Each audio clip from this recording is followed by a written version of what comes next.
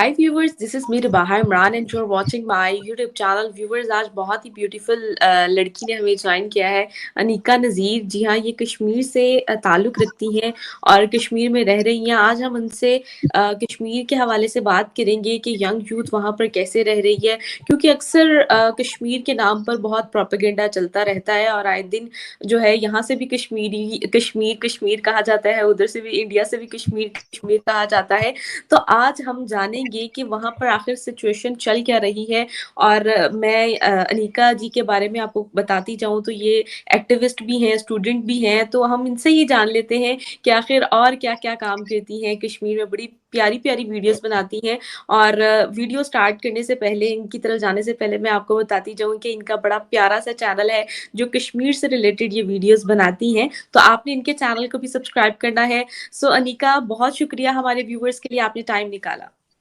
Thank you so much.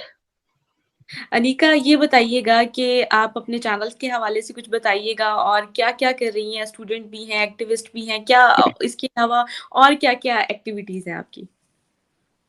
Channel के हवाले से मैं यही बताना चाहूँगी कि जो चैनल है वो सिर्फ़ मैंने अपने लोगों के लिए बनाई है, ताकि मैं जो उनकी जो लाइफ़ है या कैसे वो रहते हैं या क्या-क्या चीज़ें हैं हमारी सराउंडिंग्स में, उनको सामने लेकर आऊँ। वैसे न्यूज़ चैनल्स में तो सब कुछ दिखाया जाता है, बट एक अलग पर्सपेक्टिव जो कैजुअली आप बात करते हैं लोगों से या उनके बारे में जानते हैं, वो एक अलग तरीका होता है। तो उसलिए मैंने जो है अपनी चैनल वो खोली थी रिसेंटली और अल्हम्दुलिल्लाह काफ़ी अच्छा सपोर्ट आया लोगों की तरफ से और वो और जानना चाहते हैं कि क्या है कश्मीर में। अच्छा अनीका, ये बताइएगा कि अक्सर कहा जाता है कि वहाँ पर मुसलमानों को राइट्स नहीं दिए जाते। आप ये बताइएगा, आप मुस्लिम हैं, कश्मीर में श्रीनगर में रह रही हैं, तो क्या रियलिटी क्या है वहाँ पर? क्या सर्कमस्टांसेस चल रहे हैं? क्या यंग यूथ, जो मुस्लिम यूथ है वहाँ पर, क्या उनको आज़ादी है और वो किस तरह ज़िंदगी गुज़ार रहे हैं? थोड़ा-सा हमारे व्यूवर्स को गाइड करिएगा। जहाँ तक राइट्स के हवाले से आपने पूछा तो जब कहा जाता है कि किसी एरिया में वहाँ के लोगों को जो है राइट्स नहीं मिलते हैं, तो फिर ये सवाल आता है कि जिस एरिया में लोगों को राइट्स नहीं मिलते, तो उस एरिया के जो लोग हैं या यूथ है, यंग नौजवान है या लड़की या लड़का जो भी है, वो आईपीएस ऑफिसर कैसे बन सकता है? वो आईएएस ऑफिसर कैसे बन सकता है? वो टीचर कैसे बन सकता है? वो डॉक्टर कैसे बन सकता है? अगर राइट्स ही नहीं मिल रहे तो। वो एथलीट कैसे बन सकता है? तो ये सवाल भी तो आते हैं, अगर राइट्स नहीं मिल रहे हैं, तो फिर ये सब इन सब शोबों में तो वो जा ही नहीं सकते क्योंकि वो राइट्स नहीं उनको मिल रहे और वो आज़ाद नहीं है, वो बंद है कमरों में। तो फिर ये डॉक्टर्स और इंजीनियर जो बनते हैं, ये कौन है फिर? जैसे मैं आपको कुछ एग्ज़ाम्पल्स दूँगी अ, सिर्फ़ कुछ एग्ज़ाम्पल्स, मैं आपको नहीं बताऊँगी ये कौन है, ठीक है? आप खुद से सर्च करें कि ये कौन लोग हैं। नादिया निघत, इशरत बशीर, इंशा बशीर, सादिया तारिक, तजम्मुल इस्लाम, उवैस याकूब, शारिया मंजूर, ये मैंने आपको सिर्फ 7-8 नाम बताए। आप ये जाके कुछ देखिए स्पोर्ट्स में ये काम करती ये कुछ स्पोर्ट्स में ठीक है, काम कर रही ये हैं। आप देखिए और ये सिर्फ 7 नाम नहीं है, वहाँ यहाँ पे एक मतलब बहुत बड़ी लिस्ट है, जो हम गिनवा सकते हैं। अच्छा ये बिल्कुल। छोड़िए, आप दूसरी एक लिस्ट देखिए, इम्तियाज़ हुसैन मीर, रईस अहमद भट्ट, ताहिर अशरफ, ये एक लिस्ट है। डॉक्टर सैयद सहरिश असगर, बसीरुल हक चौधरी, डॉक्टर शाहिद इकबाल चौधरी, सारे मुसलमान नाम हैं आपको आपको पता ही होगा। मुस्लिम नेम्स ही आप सुन रही है ना? तो फिर ये बिल्कुल। लोग कौन है? या नीट टॉपर्स अगर हम हाजिक की बात करते हैं, हाजिक लोन एक बच्चा है, इसको आप सर्च कर लीजिए, मैं नहीं बताऊंगी कौन है, आप देखिए कौन है। हुँ, हुँ। तो नैरेटिव कौन बिल्ड कर रहा है डजंट मैटर, लेकिन असल बात क्या है वो जानना बहुत जरूरी है। बिल्कुल। अच्छा अनीका, ये बताएँ कि आप काफ़ी प्रोजेक्ट्स पे भी काम कर रही हैं। हमारे व्यूअर्स को बताइएगा कि आप किन-किन प्रोजेक्ट्स पे काम कर रही हैं? देखिए सबसे बड़ा प्रोजेक्ट जो मैंने अभी तक जिस पर काम किया है वो था यूरोपियन यूनियन के साथ, क्योंकि ऐसे बहुत सारे लोग हैं विद इन द कंट्री और आउटसाइड कंट्री जो दुनिया में ऐसे भी लोग हैं जो एक पीस सिस्टम पे काम करना चाहते हैं, वायलेंस को हटाने के लिए काम करते हैं या बाकी चीजें जो हैं उन पर काम करना चाहते हैं। प्रीवियस कुछ ईयर्स से या हम पिछले 3 डेकेड्स की बात करें तो काफ़ी कॉन्फ्लिक्ट या वो जो रहा है कश्मीर में, उस हवाले से हमेशा हमारी भी ये कोशिश रही है और गवर्नमेंट की भी ये हमेशा कोशिश रही है कि जो यंग नौजवान है, यंग माइंड है, वो ऐसा मतलब बन जाए, रीशेप हो जाए कि उसकी वजह से जो उसकी सराउंडिंग्स है वो ठीक हो जाए। तो यूरोपियन यूनियन के साथ मैंने जो लेटेस्ट प्रोजेक्ट किया था वो था यूथ के रिलेटेड, यूथ एंगेजमेंट्स, जहाँ पे हम यूथ के साथ इंटरैक्शंस करते हैं, उनकी लाइफ रिबिल्डिंग, रीशेपिंग करते हैं, उनके साथ ब्रेनस्टॉर्मिंग सेशंस करते हैं, उनकी बातें जानते हैं, वो कैसे अपनी लाइफ को सेटल करना चाहते हैं। तो ये सबसे बड़ा प्रोग्राम था जो मैंने 2 साल किया, जिस पे काम किया, और 2 साल के इंटरवल्स में मैंने काफ़ी सारे एक सीरीज़ ऑफ वर्कशॉप्स किए, अलग-अलग तरीके से। तो ये एक बड़ा था। दूसरा इसके अलावा मैंने वुमेन एम्पावरमेंट में काम किया है, वुमेन कन्वेंशंस करवाए हैं। उसके अलावा हमने कश्मीर एंटरप्रेन्योरशिप, जो बहुत बड़ी कॉन्क्लेव हुई है 2022 में कश्मीर में, वो हमने करवाई है। या स्पोर्ट्स के हवाले से कश्मीर प्रीमियर लीग जो है विमेन्स, वो भी हमने करवाई है। और हमने ही नहीं करवाई, हमारे जैसे कितने सारे लोग हैं अलग-अलग प्लेटफ़ॉर्म्स पे जो अपने-अपने तरीके से जो है काम कर रहे हैं। या कोविड के हवाले से बात करें, कोविड में एज़ अ वॉलंटियर हमने काम किया है। तो ये सब काम जो है अभी तक हमने किए हैं। अच्छा निका, आपने अपना चैनल बनाया है, ये बताइएगा कि सोशल एक्टिविस्ट भी हैं, तो क्या शौक कहाँ से आपको शौक पड़ा कि आप कश्मीर से रिलेटेड वीडियोस बनाएं? थोड़ा सा गाइड कीजिएगा। अ, असल में होता है ना आपको कि कुछ चीज़ आपको फ़ैसिनेट करती हैं। तो मुझे भी ऐसा लगता था ना कि मैं ऐसी अच्छी खूबसूरत जगह रहती हूँ जिसको कैप्चर करना, आप जिसकी आप हर चीज़ आप जहाँ बैठेंगे वो चीज़ वो जगह आपको कैप्चर करने का वो शौक हो जाता है। इतना खूबसूरत है सब कुछ। तो काफ़ी टाइम से जब मैं ट्विटर पे आई या अपना काम जब सामने रखा, तो ज़ाहिर-सी बात है जब आप कोई अच्छा काम करते हैं तो लोग उसको एप्रिशिएट और एक्नॉलेज करना शुरू कर देते हैं। तो इसके हवाले से काफ़ी सारे दोस्त भी जुड़े और मतलब एक फैमिली बन गई सोशल मीडिया पे। तो वो हमेशा इंसिस्ट करते थे कि अब आप जो है वो वीडियोज़ के थ्रू दिखाएँ। आपके जो ऑर्गनाइज़ेशन है उनके ब्लॉग्स तो आते रहते हैं, आप उन पे आती है, लेकिन आप हम उससे हटकर आपको देखना चाहते हैं। और कश्मीर की एक अलग तस्वीर आपके थ्रू अगर मिले तो वो ज़्यादा बेहतर है। तो मैंने भी सोचा कि नहीं, मुझे इस चीज़ का है ऑलरेडी फ़ैसिनेट करता है मुझे, क्यों ना इन चीज़ों को अब सामने रखा जाए। अब यूथ इंटरैक्शंस इतना हो गया है कि उनको, क्योंकि आज जो है सब हर कोई सोशल मीडिया पे है। डिजिटलाइज़ेशन इतना हुआ है कि हर एक के पास अपना फ़ोन है, तो अगर कोई अपना फ़ोन स्क्रॉल कर रहा है और मेरा कुछ कोई ऐसी चीज़ मेरी देख रहा है जिससे उसको इम्पैक्ट पड़ेगा या उसकी लाइफ़ थोड़ी-सी भी उसमें थोड़ा-सा मतलब अच्छाई आ जाएगी, तो it's I think more better than anything else. तो आई थॉट कि मुझे ये जो है चैनल स्टार्ट कर देना चाहिए। तो रिसेंटली जस्ट 1 मंथ हुआ है मेरे चैनल को। अच्छा अनिका, ये बताइएगा कि वहाँ पर मुस्लिम स्कूल्स कब से बनाए गए? और चलें अगर वहाँ पर हैं, मतलब वहाँ के स्टूडेंट्स या मुसलमान जो हैं वो मतलब उस स्कूल में पढ़ रहे हैं, तो उनको कौन-सा निसाब पढ़ाया जा रहा है? कहा जाता है कि इंडिया की एजुकेशन सिस्टम जो है वो बहुत बेस्ट है, ठीक है? और हम पाकिस्तान से कंपैरिज़न हमेशा करते रहते हैं, ठीक है? जो कि बेवकूफ़ी है। और कि हम उन्होंने बहुत ज़्यादा इन्वेस्टमेंट की अपनी एजुकेशन सिस्टम पे, और जिसका बहुत से एग्जांपल्स हमारे सामने हैं, और इसलिए कहा जाता है कि इंडियन एजुकेशन बेस्ट है। तो मुझे ये बताइएगा कि कश्मीर में कौन-सा निसाब पढ़ाया जाता है और उनकी ग्रूमिंग किस तरह की जा रही है? हमारे व्यूअर्स को बताइएगा। देखिए अगर मैं ओवरऑल इंडियन एजुकेशन सिस्टम की बात करूँ तो हम सबसे ज़्यादा क्वालिटी एजुकेशन पे जो है उस पर फ़ोकस करते हैं। हम ये नहीं देखते कि धर्म और ज़ात किस धर्म, जाति और संप्रदाय से कौन बिलॉन्ग करता है। हमारे लिए यूनिफ़ॉर्म का सबसे बड़ा मतलब होता है। यूनिफ़ॉर्म का मतलब हमारे लिए यूनिफ़ॉर्मिटी होता है और जो सबके लिए सेम हो। चाहे वो कहीं से भी आता हो, किसी भी ज़ात से आता हो, किसी भी जगह से आता हो, किसी भी मज़हब से आता हो। तो हमारे लिए सब कुछ इक्वल होता है। और मेन मोटिव उसके पीछे ये होता है कि उसके वहाँ से जो है हमारे हमारे बच्चे जो है वो क्वालिटी एजुकेशन हासिल करें। उनकी ऑल राउंड जो डेवलपमेंट है वो हो। तो उस हिसाब से ऐसा नहीं है कि हमें पर्टिकुलरली ये मुस्लिम स्कूल है, ये हिंदू स्कूल है, ये ऐसा कुछ नहीं है। आप जब स्कूल में किसी भी स्कूल में जाएँगे आप दोनों तरह के बच्चों को देखेंगे और सबको एक साथ ही देखेंगे। आपको आप ये भी नहीं कह पाएँगे कि कौन हिंदू है, कौन मुसलमान है, कौन सिख है, कौन क्रिश्चियन है, सब एक साथ है, सब सेम है, सब सेम पढ़ाई पढ़ते हैं। तो उसमें ये नहीं है कि कुछ अलग चीज़ें हैं या कुछ अलग है। हाँ, अब कुछ ऐसे तो बच्चे होते हैं फार फ्लंग एरियाज़ में जो अब गवर्नमेंट स्कूल्स भी इतने सारे हैं, प्राइवेट स्कूल्स भी है। अब ये देखा जाता है कि प्राइवेट स्कूल्स में जब बच्चे जाते हैं तो थोड़ा वो एलीटनेस होती है या ग्रूम्ड होता है ज़्यादा।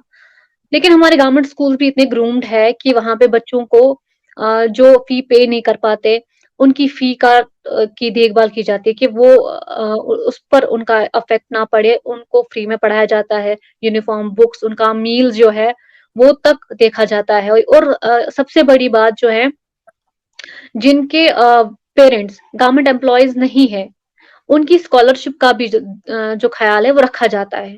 पीएम स्कॉलरशिप के अंडर उनकी जो स्कॉलरशिप है वो भी देखी जाती है कि इनकी स्कॉलरशिप इनको मिले ताकि बाकी जो जैसे यूनिफ़ॉर्म है या इनके मील्स है, इसके अलावा बाकी भी बहुत सारी चीज़ें होती हैं जो स्टूडेंट को चाहिए होती है, उसकी स्टेशनरी मटेरियल्स या बाकी चीज़ें। तो वो जो स्कॉलरशिप या अमाउंट उसके पास आता है, उससे आई थिंक पेरेंट्स पे भी बर्डन नहीं आता है कि हमें अब बच्चों के लिए या उनके बाकी अखराजात जो है पूरे करने हैं, तो वो स्कॉलरशिप के थ्रू उनको जो है फुलफिल किया जाता है। अच्छा अनिका, मेरे ख्याल से कश्मीर के नाम पर जो लड़ाई है वो हिंदू मुस्लिम की है और उसको पॉलिटिक्स बनाकर इस्तेमाल किया जाता है। जबकि पाकिस्तान में आपको पता है कि इस्लामियात इस्लामिक कंट्री है और यहाँ पर जो है मतलब कंपल्सरी है इस्लामियात की बुक्स। और क्या वहाँ पर जो मुस्लिम, आपको पता है मेजॉरिटी ज्यादा है, ठीक है, कश्मीर में। तो आप क्या समझती हैं कि वहाँ पर इस्लामियात जो है वो कंपल्सरी है, या इस तरह की जो मतलब सब्जेक्ट्स हैं जो रिलीजन रिलेटेड है, क्या वहाँ पर कंपल्सरी? और स्टूडेंट्स, यंग यूथ की वहाँ पर क्या डिमांड है, या मुसलमानों को वहाँ पर क्या एजुकेशन जो है? कुछ होता है ना कि कुछ लोगों की परसेप्शन होती है वहाँ के लोगों की कि यार हम मुस्लिम हैं तो हम ये वाली एजुकेशन ज्यादा प्रेफर करेंगे, या इस तरह की एजुकेशन को हम ज्यादा शौक से पढ़ेंगे। तो आप क्या समझती कि उनके माइंडसेट कैसे हैं? मुझे लगता है कि यहाँ लोगों को इतनी फ्रीडम तो है कि वो अपने अकॉर्डिंग अपनी एजुकेशन चुने। कोई अगर दीनी तालीम ज़्यादा पढ़ना चाहता है तो उसको कोई किसी ने रोका नहीं है। यहाँ पे इतने सारे मदरसे हैं जहाँ पे बच्चे पढ़ते हैं और दीनी तालीम हासिल करते हैं। हाँ, लेकिन हमेशा ये भी होता है कि एक वो करिकुलम है कि बच्चा अगर दीनी तालीम भी पढ़ रहा है तो अगर उसके साथ दुनियावी तालीम भी पढ़े, ये उसी का फ़ायदा है। ताकि उसको दोनों चीज़ें समझ में रहे कि मुझे क्या कहाँ पे क्या करना है।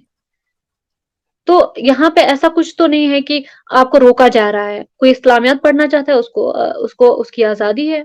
किसी ने नहीं रोका है कि आप इस्लामियात मत पढ़ो, आप कुरान मत पढ़ो। इनफैक्ट यहाँ पे तो फ्री डिस्ट्रीब्यूशन होते हैं कुरान के, जिसको अब ये है कि अब खुद से कोई नहीं पढ़ना चाहता तो उसको ये तो नहीं कहेंगे कि इसको जी आज़ादी नहीं है। किसी ने रोका नहीं है किसी को यहाँ पे कि कुछ आप पढ़ना चाहते हैं, कोई किताब पढ़ना चाहते हैं। सब कुछ मतलब अगर आप कहती हैं इस्लामियात की इतने सारे बुक शॉप्स हैं हमारे पास वर्ल्ड पे, सबके पास बुक्स मिलती हैं। जिसको पढ़ना है वो जाके पढ़ेगा, किसी ने नहीं रोका। तो एक सिंपल सी बात है, फिर कहना कोई क्या कहता है, वो अलग चीज़ होती है। कोई आके कुछ भी कहेगा तो उसपे ये उस इंसान के लिए नुकसान होता है जो इस बात को एक्सेप्ट कर लेता है। क्योंकि हमेशा तो कहा जाता है कि जो लाइज़ है वो फैलाए जाते हैं किनके थ्रू? फूल्स जो होते हैं, जो इडियट होते हैं और वही उन पर बिलीव भी करते हैं। जो एक इंटेलेक्ट लॉजिकल माइंड होगा वो हमेशा सोचेगा कि मुझे पहले इसका पूरा पर्सपेक्टिव देखना है क्योंकि हर चीज़ के जो 2 पहलू होते हैं। मुझे पहले सोचना, मुझे देखना है कि ये बात सच है जो बताई जा रही है या फिर इसका कुछ अलग मकसद है। बिल्कुल। अनिका, ये बताइएगा कि जो वहाँ पर मतलब मुसलमानों की भी तादाद है, वहाँ पर हिंदुओं की भी तादाद है, तो क्या दोनों की स्कूलिंग अलग अलग है, या दोनों एक साथ ही पढ़ते हैं? ये हमारे व्यूवर्स को गाइड नहीं, कीजिएगा। यहाँ पे हर तरह के स्कूल है। यहाँ पे ऐसे हम्म। स्कूल भी हैं जहाँ पे मतलब मुस्लिम्स ही जाना पसंद करते हैं। ऐसे भी स्कूल्स हैं जहाँ पे सारे भी पढ़ते हैं। तो वो बंदिश कहीं पे भी नहीं है, जो बताया जा रहा है कि वो बंदिश कहीं पे भी नहीं आपको रखी गई है। आपको हर तरह की आज़ादी है। तो ऐसा नहीं है कि नहीं हिंदू इसी स्कूल में जाएगा और मुस्लिम उसी स्कूल में जाएगा और वो एक-दूसरे के साथ जो है वो नहीं रह नहीं सकते। इनफैक्ट यू वोंट बिलीव मेरे ज़्यादा मुस्लिम फ्रेंड्स नहीं है, मेरे ज़्यादा हिंदू फ्रेंड्स हैं और मेरे हिंदू फ्रेंड्स बहुत सारे ऐसे हैं जिनके ज़्यादा मुस्लिम फ्रेंड्स हैं, हिंदू फ्रेंड्स नहीं है। तो यहाँ पे ऐसा है। हमारा अगर हम अपनी डाइवर्सिटी की बात करें, तो हमारा मुझे लगता है पूरी दुनिया में ऐसा एक देश है जहाँ पे हर मज़हब के लोग हैं। अब ऐसा देखिए, बहुत सारे देश ऐसे हैं जिनमें एक ही किस्म के जो है, एक ही मज़हब के लोग जो वो ज़्यादा है। बाकी मज़हब के जो लोग हैं वो नहीं है। और देखिए वहाँ पे कितना वो टेंशन चल रहा है, कितना किओस है, कितना फ्रस्ट्रेशन है। और वहीं आप हमारे देश को भी देखिए, हर मज़हब के लोग यहाँ पे रहते हैं, फिर भी देखिए इतना डाइवर्स है, फिर भी देखिए कितना यूनाइटेड है। बिल्कुल। तो ये एक अच्छा, रियल जब इमरान एग्ज़ाम्पल। खान जी, रियल एग्जांपल। यही मतलब जो आपके सामने है, जो आपके सामने है, जो आप देख रहे हैं कि हर मज़हब का जो है इंसान यहाँ पे रहता है और यूनाइटेड रहता है। तो इसको ये कोई छुपी हुई बात नहीं है, ये तो आपके सामने सामने ही है। ये छुपाने वाली कोई बात नहीं है कि हमारे देश में हर किस्म के मतलब जो मज़हब के लोग रह रहे हैं और सब एक साथ ही रहते हैं। तो इसमें हम लोग कुछ मैं कुछ झूठ नहीं बोल रही हूँ कि मैंने खुद से बनाया है। ये आप कहीं भी देखें, कहीं भी पढ़ें, कहीं भी सर्च करें। अनिका, ये बताइएगा कि जब 2019 में इमरान खान साहब की गवर्नमेंट थी, तो कश्मीर इशू बहुत ज़्यादा रेज़ किया गया था। ऑल्दो आए दिन कोई ना कोई स्टेटमेंट्स आती रहती हैं, कभी किसी हुँ। पॉलिटिशियन की तो कभी किसी पॉलिटिशियन की, कश्मीर हमें चाहिए। तो यहाँ पर ये कहा जाता है कि कश्मीर हमारी शारग है, जबकि इंडिया में कहा जाता है टू टंग है, मतलब हाँ, कश्मीर हमारा है। तो जो मेजॉरिटी है, मतलब कश्मीर की मेजॉरिटी किसके साथ रहना चाहती है, और क्या वहाँ पर क्या सर्कमस्टांसेस हैं, उन कश्मीरी अवाम क्या चाहती है? मतलब हम तो कहते रहते हैं ना कश्मीर हमारा है, इंडिया कहता है कश्मीर हमारा है, तो आप बताइए कि अवाम क्या चाहती है वहाँ की, कश्मीरी क्या चाहते हैं? मुझे बताइए आपको कोई ऐसा इंसान आपके सामने 2 इंसान हैं। एक जो है वो आपको आपके सिर पे हाथ रख रहा है, तुम बहुत अच्छे हो और पीछे से आपके जो सारे काम हैं वो बिगाड़ रहा है। और दूसरा ऐसा इंसान है जो जिसको आप जिसके ऊपर आप पत्थर बरसाते हो, हर सारी चीज़ें करते हो, फिर भी वो आपके साथ आके जो है अच्छा सलूक करता है, आपके लिए इन्वेस्ट करता है, आपके लिए टाइम निकालता है, आपकी बात सुनता है, आपके सारे मुद्दों को जो है, आपके सारे मसाइल जो है वो हल करता है। बताइए आप किसके साथ हैं? उसके साथ वो जो सिर्फ़ ऑब्वियसली आपके सर पे हाथ रख-रख के पैम्परिंग कर रहा है कि मैं तो आप बहुत अच्छे हो, पीछे से आपका रास्ता काट रहा है, आप उसके साथ हो या आप उसके साथ हो जो आपके मसाइल सारे हल कर रहा है। उससे जो मिसाइल हल करेंगे, तो इंसान का तो मतलब फिर मैं खुद भी कश्मीरी हूँ, अवाम मेरे किसके मसाइल साथ हल है जो करेगा उनके तो मैं उनके ऊपर इन्वेस्ट कर रहा है?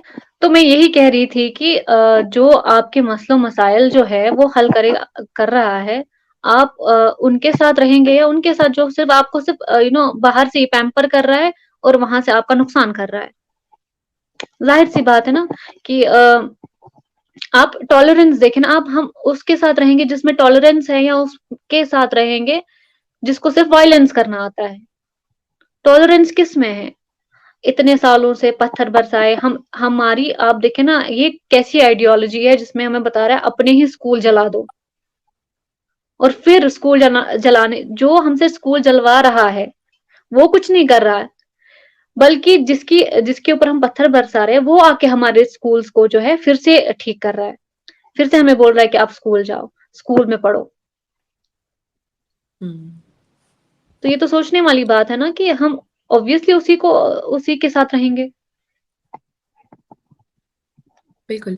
अच्छा, अनिका, ये बताइएगा कि वहाँ पर अब रिसेंटली मैंने मतलब 2022 में देखा कि सिनेमा हाउस भी ओपन हो गए हैं। तो हालाँकि पहले जब ये सारा मज़हबी मतलब जब प्रोपेगेंडा चलाया जा रहा था, तो ये चीज़ें जो हैं वो बंद कर दी गई थी। अब मज़हब के साथ-साथ, यानी कि जो आज़ादी है सिनेमा हाउस की, जो एक एंटरटेनमेंट के ज़रिए है, वहाँ पर वो भी ओपन कर दिए गए हैं। क्या कहना चाहेंगी कि उसके बाद कोई एक्सट्रीमिज़्म तो नहीं आपको देखना पड़ा, या क्या इसका सिनेरियो क्या था? अगर एक्सट्रीमिज़्म होता तो वो पूरे आपको भी दिख जाता हुआ है कि नहीं। मगर मुझे ये समझ नहीं आ रहा है 3 डिकेड्स पहले सिनेमाज़ अच्छे से चल रहे थे। फिर ऐसा एक प्रोपेगेंडा चला कि सिनेमा बंद कर दो, ये तो मज़हब के खिलाफ है। जब यहाँ मज़हब के खिलाफ है, फिर आपके देश में मज़हब के खिलाफ क्यों नहीं? आपके देश में तो लड़कियाँ ब्यूटी पेजेंट्स में हिस्सा ले रही हैं, उनके लिए गुनाह नहीं है। आपके यहाँ जो है लड़के-लड़कियाँ टिकटॉकर्स हैं, इन्फ्लुएंसर्स हैं। आपके आपके देश में सिनेमा हॉल्स है? आपके देश में बिल्कुल। आपके जो स्टार्स हैं, जो इस इंडस्ट्री के साथ अपनी जुड़ी हैं, तो वो क्या प्रोग्राम्स नहीं करते? बिल्कुल करते हैं तो जो अगर ये प्रोग्राम। मज़हबी चीज़ है और जो आपका देश है वो बिल्कुल मज़हबी है, बिल्कुल इस्लामिक है, पूरा इस्लामिक है। ऐसा हमारी तरह नहीं कि वो पूरा डाइवर्स्ड है, वो पूरा इस्लामिक है। जब मज़हबी पाबंदियाँ लगानी थी पहले तो वहाँ लगनी चाहिए थी। हम उनसे इंस्पायर हो जाते फिर। मैं बोलते नहीं वो ये कर रहे हैं कि हम भी उनसे इंस्पायर हो जाएँगे। जब उनके लिए ये गुनाह नहीं है फिर हम सिर्फ़ कश्मीरियों के लिए गुनाह कैसे? दुबई में बड़े-बड़े शोज़ हो रहे हैं, सऊदी में अब शोज़ हो रहे हैं। तो सिर्फ़ कश्मीरियों के लिए गुनाह हर चीज़, कश्मीरी नौजवान के लिए हर कोई चीज़ गुनाह हो गई। हमारा पढ़ना गुनाह, हमारा उठना गुनाह, हमारा बैठना गुनाह, हमारा सब कुछ गुनाह। हम करें तो करें क्या फिर? ऊपर से आपने हम हमारे ऊपर जो कब्ज़ा किया है शहरग वाला, वो तो अलग ही एक्सट्रीम लेवल का है। तो ये तो सवाल हर एक के मन में है जो पूछना चाहता है। इट इज़ जस्ट दैट कि अ, अब ये है ना हम लोग थक गए हैं, हमें बात नहीं करनी, हम लोग अपने-अपने जो काम में हैं वो बिज़ी हैं। इसलिए सामने अब ऐसा नहीं है कि कश्मीरी बात नहीं करता है, वो ये हुआ है कि अब वो अपने-अपने जो है अपनी-अपनी मसरूफ़ियात के साथ है। अब उनको हुँ, फ़र्क ही नहीं पड़ता कि कौन क्या बोल रहा है, वो अपने-अपने काम के साथ है। यहाँ कोई स्पून पेल्टिंग होती है अब? नहीं। क्यों? क्योंकि वो कॉम्पिटिटिव एग्ज़ाम्स में लगे हुए हैं, ताकि जब नया साल आए वो कॉम्पिटिटिव एग्ज़ाम्स जो है उनमें अपीयर हो जाए। उनके एग्ज़ाम्स हैं उनमें अपीयर हो रहे हैं। उनका स्टार्टअप स्टार्ट हुआ है, वो अपना बिज़नेस सेटल कर रहे हैं। वो अपनी मसरूफ़ियात में हैं। बिल्कुल डेवलपमेंट की तो अक्सर न्यूज़ मैं देखती रहती हूँ सोशल मीडिया पर भी कि ये प्रोजेक्ट स्टार्ट हो गया, ये हाईवे पे वर्किंग हो गई। और अच्छा अनीका ये बताइएगा कि मेडिकेशंस का क्या सीन है? पहले बहुत मतलब मैं बहुत पहले की बात कर रही हूँ कि जब हॉस्पिटल ये सुनने में आया था कि वहाँ पर हॉस्पिटल्स जो हैं वो अवेलेबल नहीं है। लोग मेडिकेशंस के लिए हज़ारों-हज़ारों मील या 100-100 मील मतलब एक जगह से कूच करके दूसरी जगह पे जाते हैं। तो आप इसके बारे में क्या कहना चाहेंगी कि क्या कॉन्सेप्ट है कि वहाँ पर मेडिकेशंस का क्या सीन है? हॉस्पिटल्स का क्या सीन है? क्या वहाँ पर आम आवाम को उस तरह मतलब एक रहने जहाँ पर आप रहते हो उनको पूरी फैसिलिटी हासिल है क्या? आप कहना चाहेंगी? मुझे तो लगता है ये अगर आप पहले बहुत पहले की भी बात करें, हॉस्पिटल्स जो है वो बहुत पहले से हैं यहाँ पे। इनफैक्ट हर ब्लॉक में एक हेल्थ सेंटर है, जो ये रिकॉर्ड भी रखता है कि किस घर में क्या कौन-सा पेशेंट है। इवन मैटरनिटी के हवाले से जो देखिए कि कौन-सी औरत जो है वो प्रेग्नेंट है, उसका भी रिकॉर्ड रखते हैं कि इसकी प्रेगनेंसी कब है। ताकि इसको हुँ, वक़्त से पहले हम लोग जो है हॉस्पिटल पहुँचाएँ और इसके लिए एम्बुलेंस जो है वो तैयार रखें। इन सब चीज़ों का ख़्याल रखा जाता है। अब ये हो जाता है ना कि कभी-कभी क्राइसिस हो जाता है, जैसे कोविड हो गया, तो सारे हॉस्पिटल्स भरे पड़े थे। हो नर्सिंग होम्स इनफैक्ट बहुत सारे ऑफिसेज़ को कन्वर्ट किया गया था इसमें कोविड सेंटर्स में। तो वो एक चीज़ होती है ना, कभी ऐसा हो जाता है कि क्राइसिस अचानक से हो जाते हैं, तो फिर आपको वो इमीडिएट रिएक्शंस देने पड़ते हैं। इमीडिएटली आपको कुछ स्टेप्स लेने पड़ते हैं कि इस चीज़ को हम ऐसे कन्वर्ट करेंगे। नहीं तो नॉर्मल लाइफ में आपके पास यहाँ पे हमारे पास सुपर स्पेशलिटी हॉस्पिटल है, जहाँ पे हर एक स्पेशलाइज़ेशन के डॉक्टर्स बैठते हैं और फ्री ऑफ कॉस्ट वो जो है चेकअप करते हैं।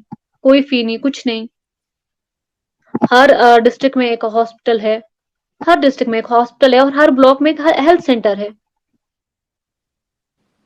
तो हेल्थ के हवाले से जब आप हेल्थ के हवाले से देखिए, आप देखिए कि सारे कश्मीर कितनी हेल्दी है।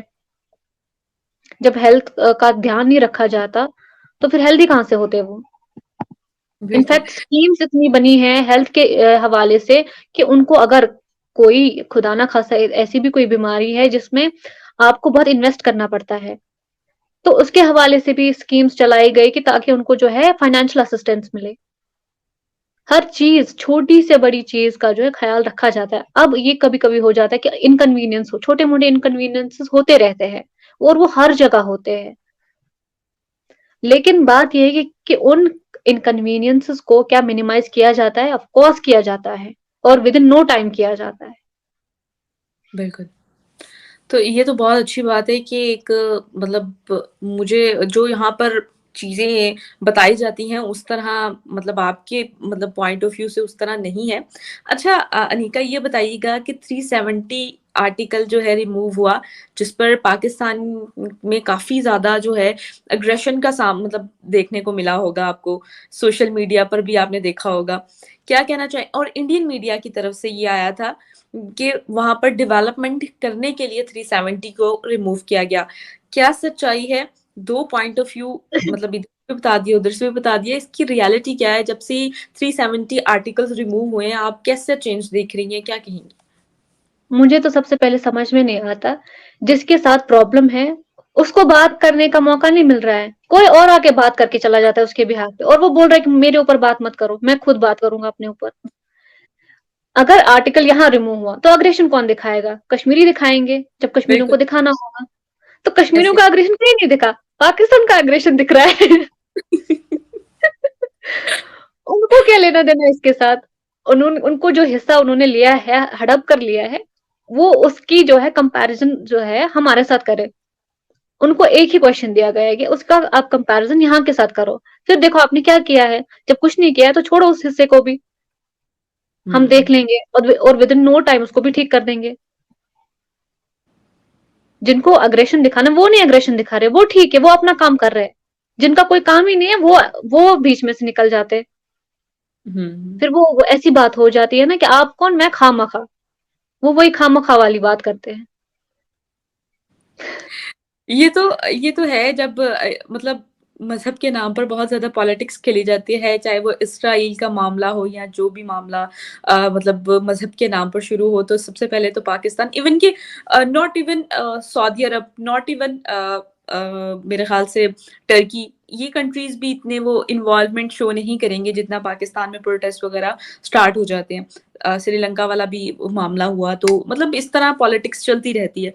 अच्छा अनीका अ, मुझे ये बताएँ कि क्या डेवलपमेंट्स की गई 370 के आर्टिकल के आने के बाद क्या डेवलपमेंट्स हुई वहाँ पर? ये गाइड कीजिएगा ज़रा। देखिए हर तरह की हुई है, हर शोबे में हुई। वो यूथ के हवाले से हो, वो हेल्थ के हवाले से हो, वो एजुकेशन के हवाले से हो, वो कश्मीरी एंटरप्रेन्योरशिप के हवाले से हो, हर चीज़ में कोई ना कोई नया स्टेप लाया गया है। कश्मीर में एंटरप्रेन्योरशिप के हवाले से देखें आप, रूरल एरियाज़ जो है वहाँ के फीमेल्स, मेल्स सबके लिए कोई ना कोई स्कीम आई है और उसमें हद से ज़्यादा पैसा जो है वो इन्वेस्ट हुआ है। अगर आपको मैंने कल अपने अपने यूट्यूब चैनल पे एक वीडियो चढ़ाया है, अपलोड किया है। उसमें मैंने सिर्फ़ एक स्कीम का ज़िक्र किया है, उसका नाम है उम्मीद स्कीम। और उसकी पूरी जो डिटेल है वो मैंने उस वीडियो में दिखाई है और रियल एग्जांपल्स इस साल की सिर्फ दिखाई है। वो कई सालों से चल रही है, वो इस साल की सिर्फ दिखाई है। और रूरल एरिया की जो फीमेल्स है उनकी फाइनेंशियल इंडिपेंडेंस को मद्देनजर रखते हुए उनके लिए एक घर बैठे प्रोग्राम लाया गया है कि ताकि वो अगर वो बाहर नहीं जाना चाहते तो वो घर बैठ के भी आप कहते हैं ना कि मजहबी ये नहीं है। कोई है ना कोई औरत होती है कि वो घर से बाहर नहीं जाना चाहती, लेकिन उसको घर नो डोर स्टेप पे उसका उसकी स्कीम उसको रखी गई कि ये लो जी आप काम करो।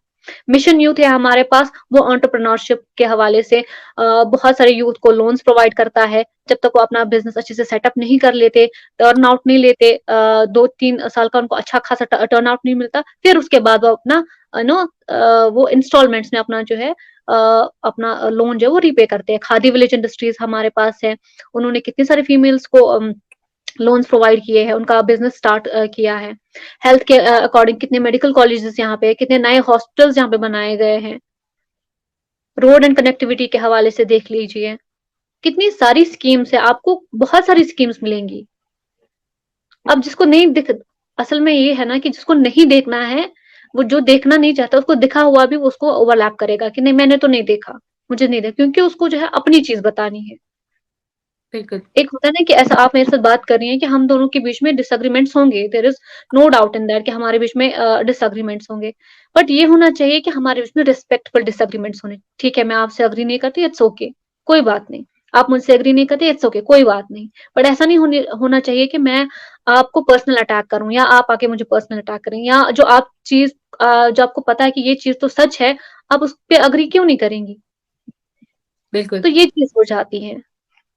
देखिए उसको हम फैक्ट्स कहते भी हैं खुदगर्ज़ी है। देखिए फैक्ट भी यही बताते हैं देखिए हमने अगर मतलब पिछला एक्सपीरियंस ही देख लें कि इस्लामिक कंट्रीज़ की तरफ से उधर काफ़ी जो है इन्वेस्टमेंट भी गई। अच्छा, एक रिसेंट एक खबर सामने आई है कि ओआईसी के जो मेंबर्स थे वो एलओसी में भी विज़िट हुआ, कश्मीर में भी आए, तो आपने वो खबर सुनी होगी। तो इस बारे में आपका क्या पॉइंट ऑफ व्यू है कि ओआईसी जो है कश्मीर इश्यू सॉल्व करने के लिए पाकिस्तान आया था डेलीगेशन, क्या मुझे कहेंगे? मुझे ना ये लगता है कि पाकिस्तान जो है ना वो अपना मजाक उड़ाने के लिए ही ठीक है।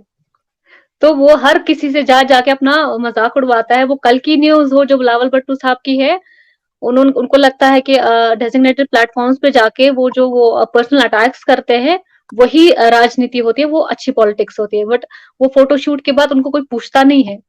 अगर वो उनको पूछता, फिर उनको ये वार्न नहीं किया जाता कि आप जो है अपने आप को संभाल लीजिए।